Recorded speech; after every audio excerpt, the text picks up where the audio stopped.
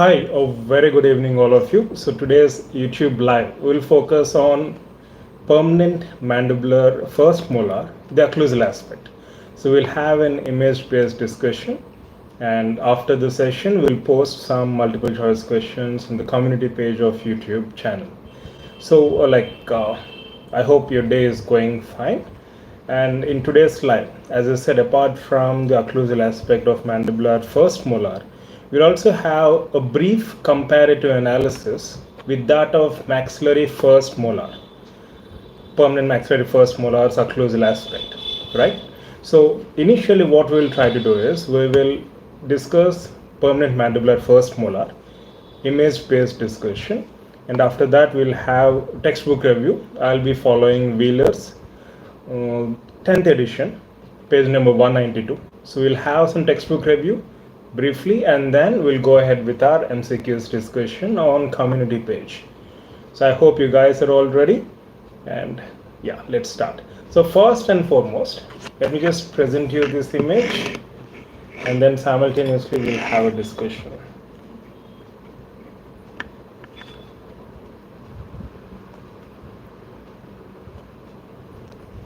So as you can see, this is the occlusal aspect of permanent mandibular first molar.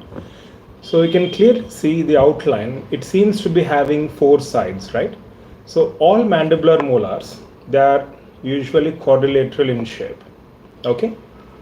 However, if you closely and carefully observe, the outline has almost, we can just imagine a hexagonal kind of shape, roughly hexagonal, not exactly or a perfect hexagonal, even though it is quadrilateral when it comes to gross outline. If you carefully observe, 1, 2, 3, 4, 5, 6. So roughly hexagonal outline. And you can clearly see there are 5 cusps, right? So you can see mesobuccal cusp, you can see a distobuccal cusp, and you can see a distal cusp. This is mesolingual and this is distolingual. So in essence, there are 5 cusps. However, these 5 are not considered to be major or primary cusps. Only mesobuccal, distobuccal, mesolingual and distolingual are considered to be primary cusps. Distal cusp is small and it is considered as a secondary cusp. If you remember, in case of maxillary first molar, permanent maxillary first molar, we have discussed about primary cusp triangle. That is 3 cusps forming the primary cusps or constituting the primary cusps. So I'll just show you that illustration as well. Yeah. So as you can see here, especially in this illustration, it's very clear that these 3 cusps form the primary cusp triangle. So in case of permanent maxillary first molar, you have this mesopalatal cusp, distobuccal cusp and mesobuccal cusp. So these 3 are the primary cusps, whereas distolingual and cusp of Carabelli are considered to be secondary cusps in case of maxillary molar. However, in case of mandibular molar, as you can clearly see, these 4 are considered to be major cusps and this is considered to be a secondary cusp. So in developmental point of view, as mentioned in Wheeler's, these 4 are the primary cusps. Do make a note of this. And along with that, if you observe the dimensions of this tooth, I mean roughly, you can see that the tooth seems to be wider mesiodistally than buccolingually. So when you measure the tooth, the mesiodistal width of the crown is 1 mm or more greater than the buccolingual width. The opposite is true in case of maxillary molars, where the buccolingual width is more than the mesiodistal width. Isn't that obvious here? Yeah. Very good, Saro. Hi, Alok. So, and along with that, you can also see certain fossas, especially the central fossa, which is considered as a major fossa. And then you have 2 minor fossas. One is the mesial triangle fossa, which is somewhere here, and then you have a distal triangular fossa. So if you carefully observe again, this is the buccal side, because as you know, like the identification of a tooth. So on buccal side of a mandibular molar, you have 3 cusps, right? And on lingual side, 2 cusps. And which is mesial and which is distal? So the smallest one is present towards distal, so we can identify this side as distal and this side as mesial. So identification of sides is also very important. Only based on that you can say whether this is a right-sided tooth or a left-sided tooth. So by the which side does this tooth belong to? Is it right mandibular first molar or is it left? Try making a guess or analyze and let me know the answer. And along with this fossa, so you have one central fossa and 2 minor fossa as we just discussed. We have certain major grooves as well. You can see a central groove, this is central pit, and then you have mesobuccal groove, distobuccal groove, and then you have your lingual groove, right? Yeah. Yes. Good, Saurav. Good, Alok. So it's a right-sided tooth because this is buccal side and this is mesial. So just visualize that on the right side of the oral cavity, it exactly fits, right? And these are some of the main features, right? And also apart from, when I was discussing about the dimensions, I said the tooth is wider mesiodistally and than buccolingually, right? And the opposite is true in case of upper molar or maxillary molar. And also if you carefully observe, the buccolingual measurement in this area, that is on the mesial area, is greater than the distal area, which means the tooth tapers from the mesial towards distal. So if you observe the buccolingual measurement, it is more in this area, that is in the mesial area, than in the distal area, which means the crown appears to be tapering towards distally, especially in the contact area level. And also if you see the mesiodistal measurement at this level, at the level of these cusp ridges, is greater than at the level of these cusp ridges, which means the crown again converges lingually. From the buccal side, the crown appears to be converging lingually. This orientation, understanding this orientation is very important, especially as you know, when you carve the tooth or when you give a crown, you know, you should be able to mimic this natural anatomies, right?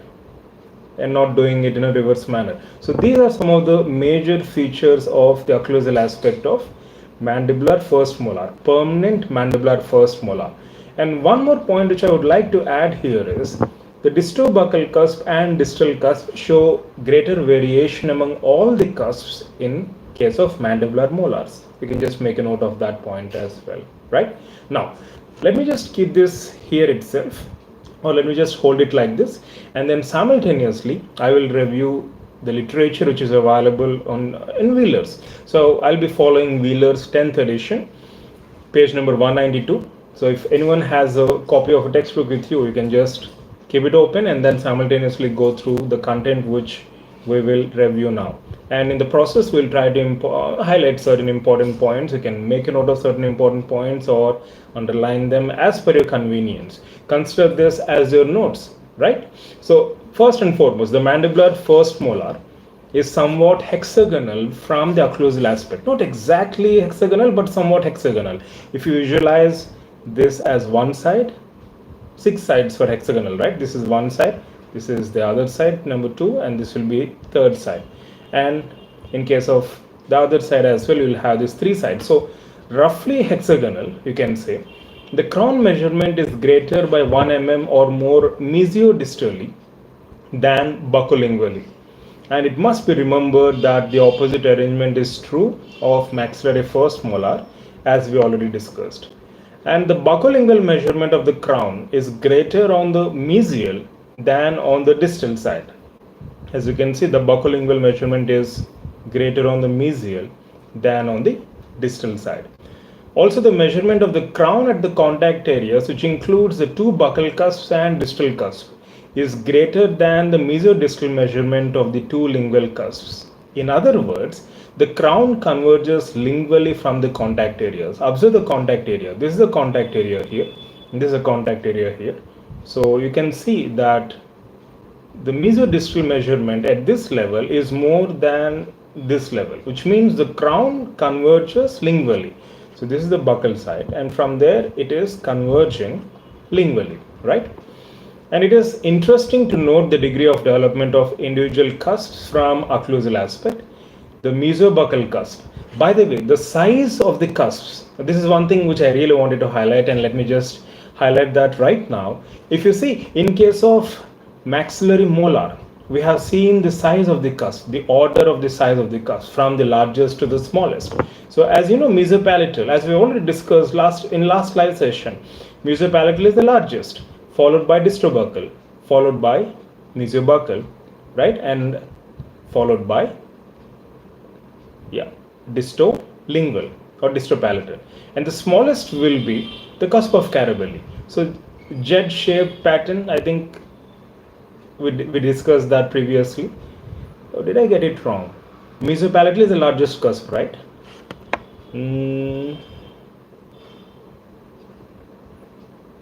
Mesopalatal, and then can anyone just correct me if I'm wrong?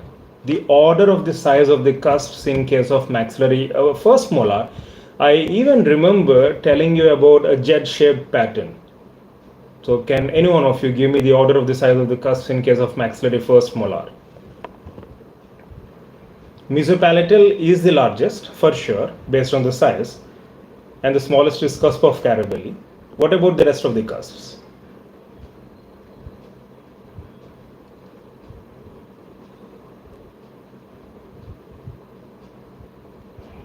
So as far as I remember, I'll just cross check it once again. As I said, Z-shaped. Mesopalatal is the largest cusp, followed by mesobuccal, followed by distopalatal, followed by distobuccal, and the last is cusp of Carabelli. Did I get it right? One of you can correct me by the end of the session. Okay, in case of mandibular first molar, yes. So in case of mandibular first molar, as you can see, mesobuccal is the largest cusp,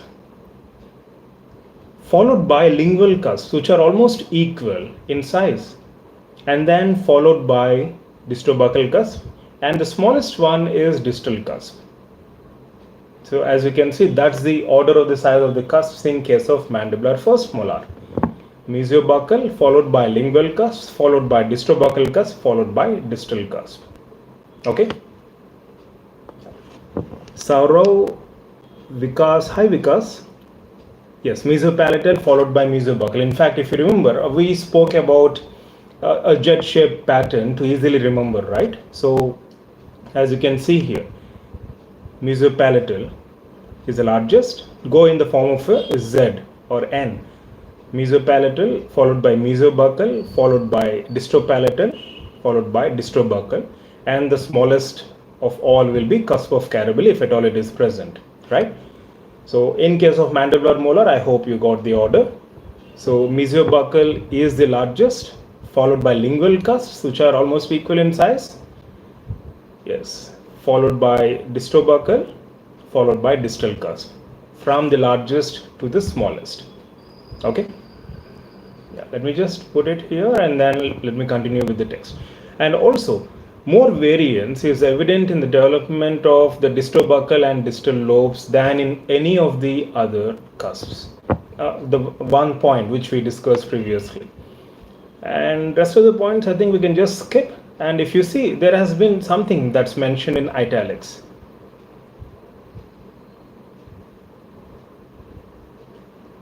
Yes, Saro, yeah. So from a developmental viewpoint, all mandibular molars have 4 major cusps, whereas maxillary molars have only 3 major cusps. Okay, this is something which I want you to make a note of. So the 4 major cusps include mesobuccal, distobuccal, mesolingual, and distolingual. Yeah.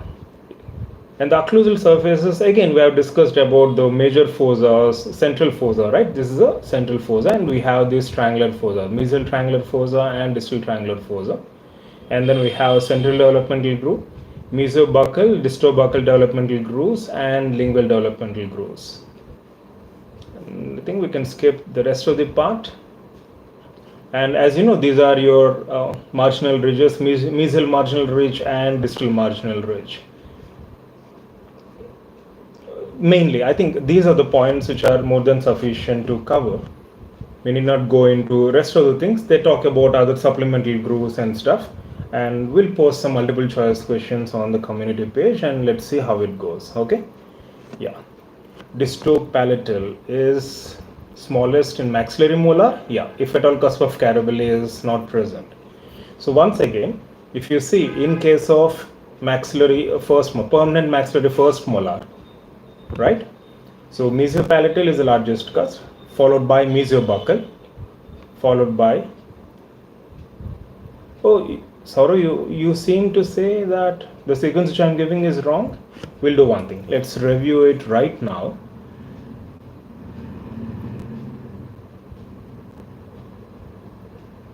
As far as I know,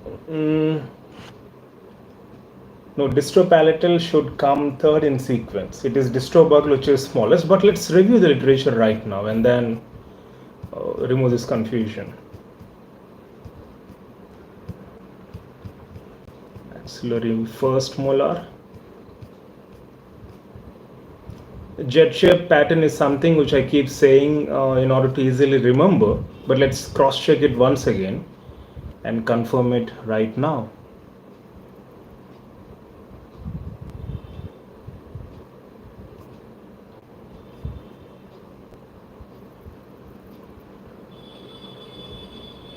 Okay, so page number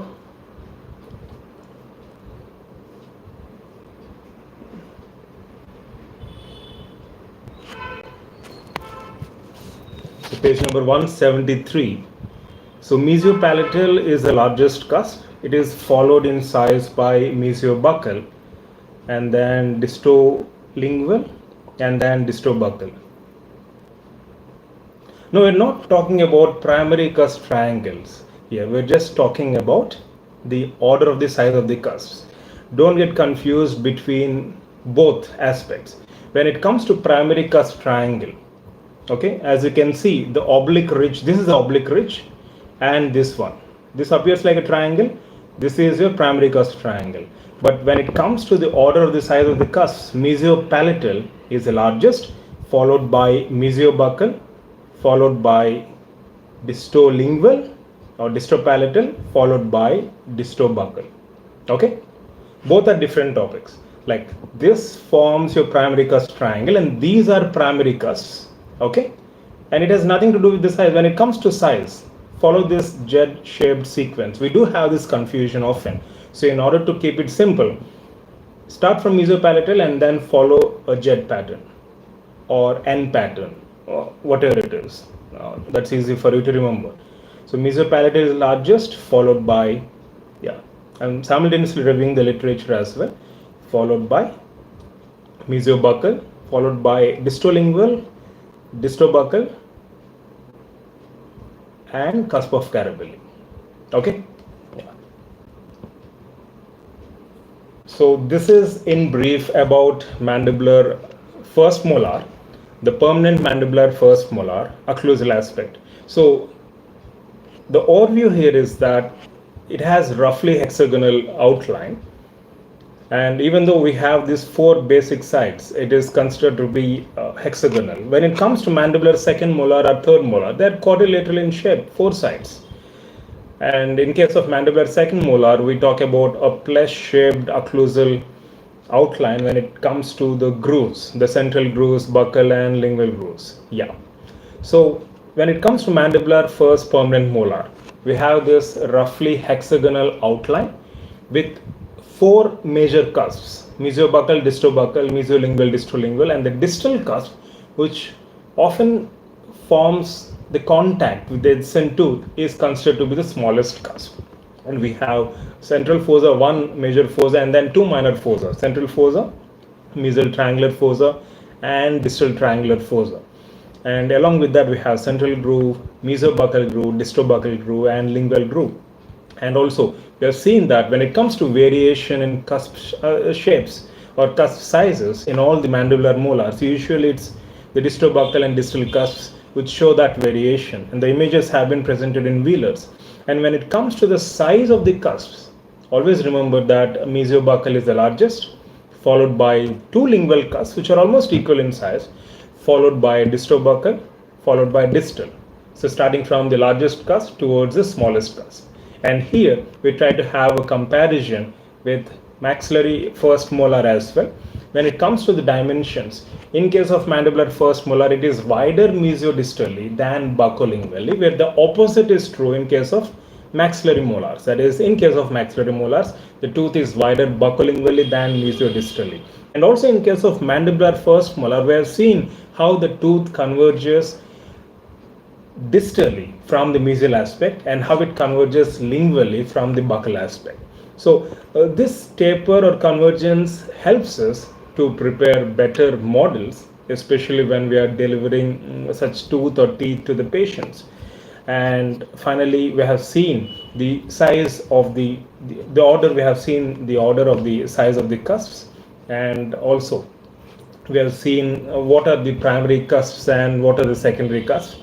So in case of permanent mandibular first molar, the distal cusp is considered to be secondary cusp, whereas the rest of the four cusps are considered to be the major or primary cusps, which include mesiobuccal, distobuccal, mesolingual, and distolingual. In case of maxillary molar, permanent maxillary first molar, the cusps forming the primary cusp triangle, which include mesopalatal, distobuccal, and mesiobuccal, right? So they constitute, those three cusps constitute the primary triangle. So these things might be difficult to visualize. So when you look into the images and then try to draw comparisons, it will be much more easy. And once you do this repeatedly by observing the images, it will be easy for you to register the same in your memory as well, right? So this is in brief about the occlusal aspect of permanent mandibular first molar. I hope it's clear. And if you have any further queries, or if you need any further assistance, you can always get back through mail. So before we conclude, I'll spend another 5 minutes. So you can tell me how it goes, how it's going with you. Hi Alka, hi Vikas, hi Saurav, hi Alok again.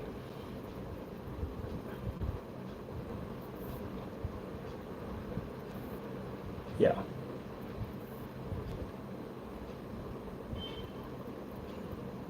So how is it going? So this week, this will be our final live session, and we'll restart our live sessions again from the upcoming week from Sunday. So as you have noticed, we are doing 3 live sessions per week right now. One on Sunday, the other on Tuesday, and the third one on Thursday. So as of now, we'll follow this pattern. And as time progresses and as exams approach, we'll try to incorporate more live sessions. And along with that, we'll also have more recorded videos as well. Saurav, it's very simple. You need to follow Wheelers. Don't go with many places. Even in PTBD Academy's resources, if you see, we follow Wheelers as standard textbook reference. So just follow the information. In fact, I would say blindly follow the information given in Wheelers. Because visually it gives the appearance that distolingual is smallest, but that's not the case. At least as per the information given in Wheelers. See, when there is conflicting information, it's always wise to follow the ones that is available in the so-called standard references. So in this context, the standard reference refers to Wheelers. So as Alok has already mentioned, right, as Vikas has already mentioned, yeah. So mesopalatal is the largest cusp. Let me just put out the image or illustration once again, and then we'll try to have this comparison. Okay, finally.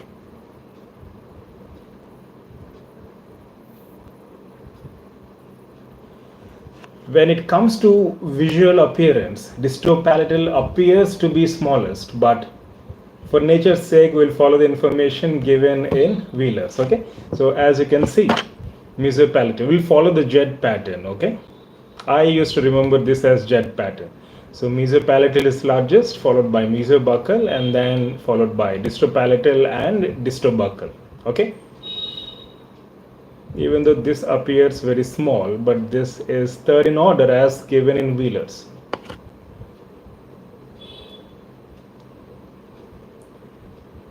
See, if you observe, this is an illustration, right? Maybe that's the reason why it is appearing that way. But if you observe a natural tooth specimen, this appears to be the image of an original tooth. So here at least you can see the distropalatal is not small as we think. This entire part is distropalatal, right? Including this area. Okay. So hence we can exclude distropalatal being the smallest among four cusps. So mesopalatal is largest, followed by mesobuccal, followed by distropalatal, followed by distrobuccal, and last comes this small cusp which you can see, cusp of Carabelli, or the fifth cusp. Okay.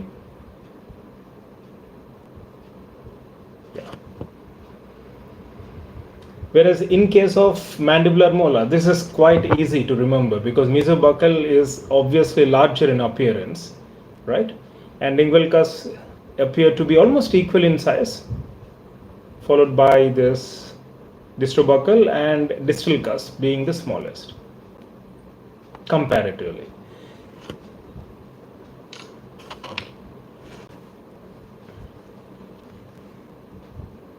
What is this hypocone? I didn't get it, Saurav. What do you mean by hypocone? Hi, Vikas. Is it you, Vikas? Are you Vikas Chandra? I mean, are you the one who has been following us for many years, or are you a different Vikas?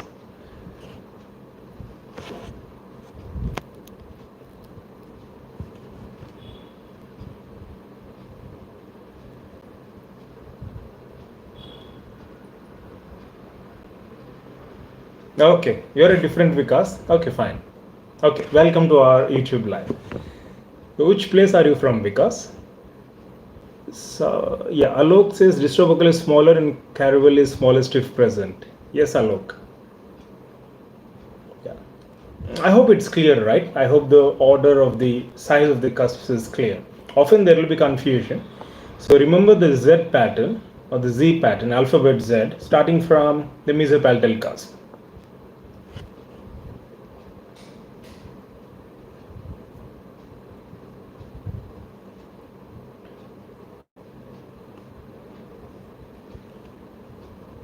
So Vikas is from Madurai. That's good, Vikas. Now, when I was in Madurai last year as part of my freedom tour, I have been to a temple there, Meenakshi temple. I loved the food that was served inside the temple premises, and I met some of my students there. And also, I've been to one college, CSI, Christian Missionaries College, I guess. CSI Dental College. I met one of my students there. In Madurai, I think it is closer to Kanyakumari. I started from Kanyakumari in the morning at around 9 or 10, and I think I reached Madurai by afternoon in 3 to 4 hours, maybe 4 to 5 hours. But the highway was really good, a national highway.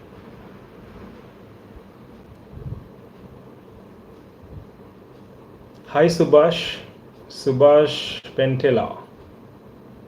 Oh, Vikas, you're also from CSI. That's good. So do you know Sudiksha? Sudiksha is one of my students whom I met in CSI. I think right now she is in her internship, I guess. Last year when I came, she was in her final year. I think you must be knowing her. Hi Subhash. Hi Alka.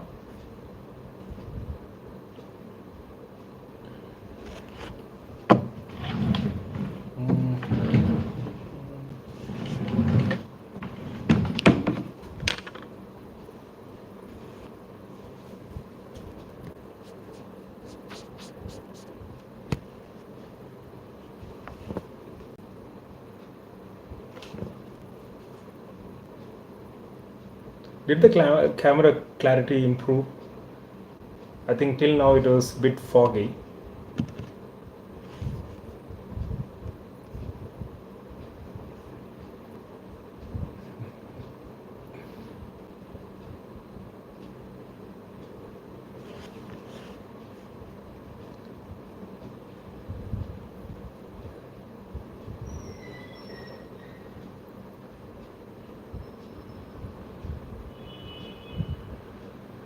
The camera quality simply improved just by cleaning the lens.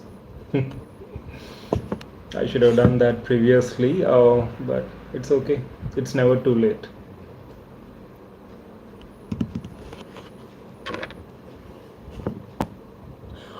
You're talking about cuspal classification. Okay.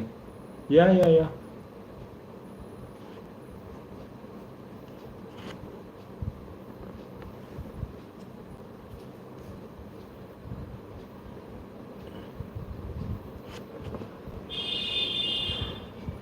Okay, Saurav. Got it.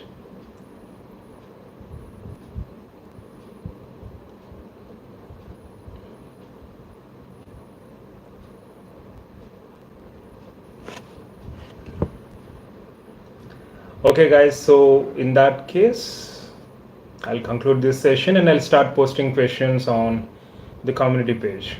Okay?